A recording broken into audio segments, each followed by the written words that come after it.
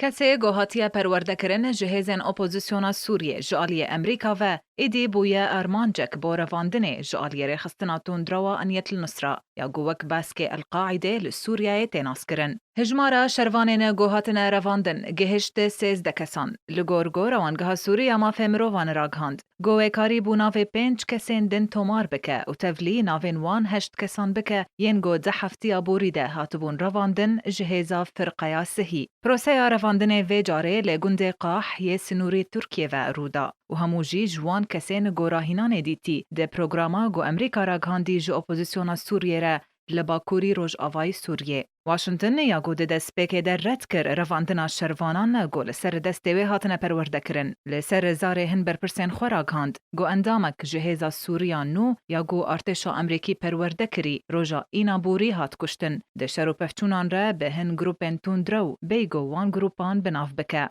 بریویجی وزارت بروانی امریکا بنتاگون هیزا اسمانی و بالفران بکار آنی جبو بروانی جهن اندامین هف پیمان ج امریکا را لسر عرده وکنامه یک گوی بشداریک امریکی کورتر هبه ده جنگا سوری ده. بردف که بنتاگون سربار کره گو اویریشا اسمانی امریکا یا بروانی یا یک کمش جورا خواه جبو پشتوانی شروانین گوهاتن راهینان کرن جالی امریکا و اونا بلوان هاتیه کرن به گروپا سوریان نو.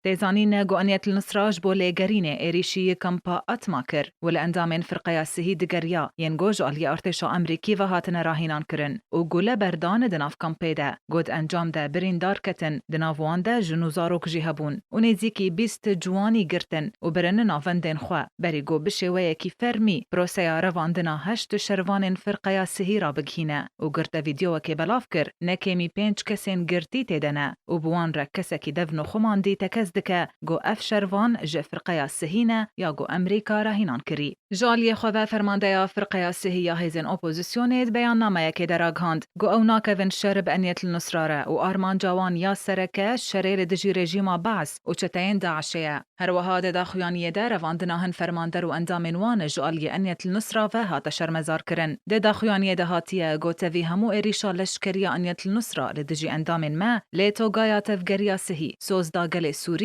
گوده لگور بنگه و پیمانا خواه یاجبوه هاتی آوا کرن تف بگره و ده به تو آلین اپوزیسیونا سوریه و النصره رجی نکوشر اما بو همو آوایی تکلیا خواه به چالاکین هف پیمانی ناف دولتی یا دخاکا سوریه درد دکن امش بودادگه ها لبر انجمنا دادوری گونو لحلب هاتی آوا کرن بین دادگه کرن.